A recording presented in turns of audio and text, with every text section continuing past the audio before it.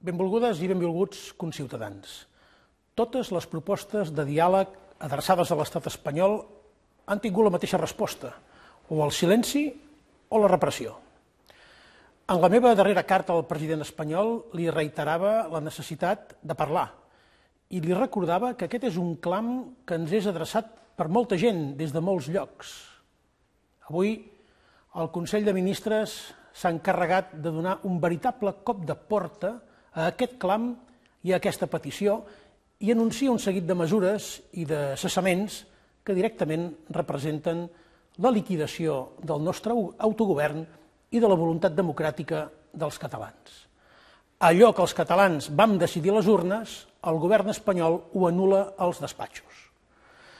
D'aquesta manera, el govern espanyol, amb el suport del Partit Socialista i de Ciudadanos, ha emprès el pitjor atac a les institucions i al poble de Catalunya des dels decrets del dictador militar Francisco Franco abolint la Generalitat de Catalunya.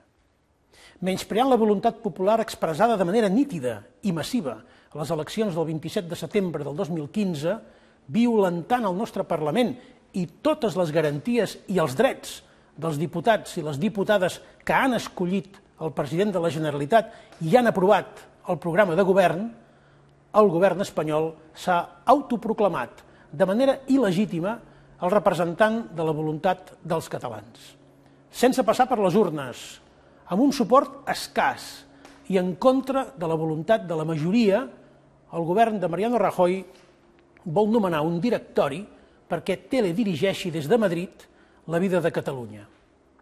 No és la primera vegada que, també amb el concurs del rei, les institucions catalanes reben un cop per part de l'estat espanyol per tal de rebaixar-les, reorientar-les o directament suprimir-les.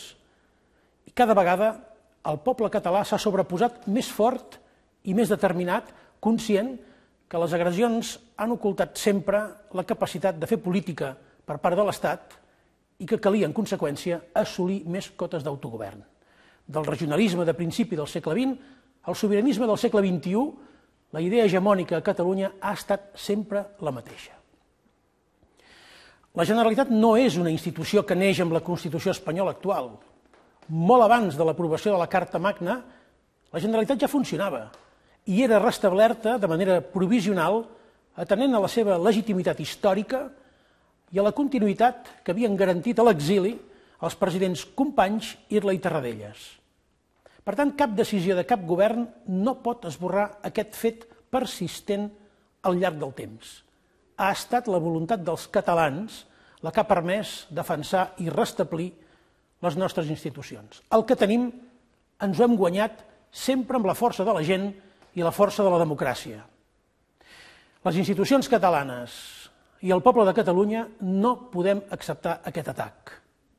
La humiliació que pretén el govern espanyol fent-se tutor de tota la vida pública catalana, des del govern fins als mitjans de comunicació públics, és incompatible amb una actitud democràtica i se situa fora de l'estat de dret, perquè imposar una forma de govern no escollida pels ciutadans i sense una majoria parlamentària que l'avali és incompatible amb l'estat de dret, com ho és actuar impunament amb violència contra ciutadans pacífics, usar codis penals antics per mantenir a la presó dues persones de pau que no han comès cap crim i perseguir idees i mitjans de comunicació o estimular de manera irresponsable la inestabilitat econòmica, o com ho va ser la també gravíssima irresponsabilitat del Partit Popular amb l'avui president Mariano Rajoy com a capdill d'una infame recollida de firmes contra Catalunya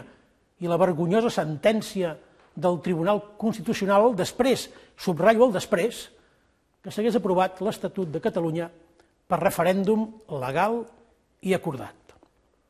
Aquells responsables que van menysprear la voluntat dels catalans i van vulnerar el pacte constitucional del 78 són els qui avui ens volen governar. Soc conscient, per tant, de l'amenaça que pesa sobre tot el poble de Catalunya si l'Estat perpetra el seu propòsit liquidador. Ens hem de conjurar per tornar a defensar les nostres institucions com hem fet sempre, de manera pacífica i civilitzada, però carregats de dignitat i de raons.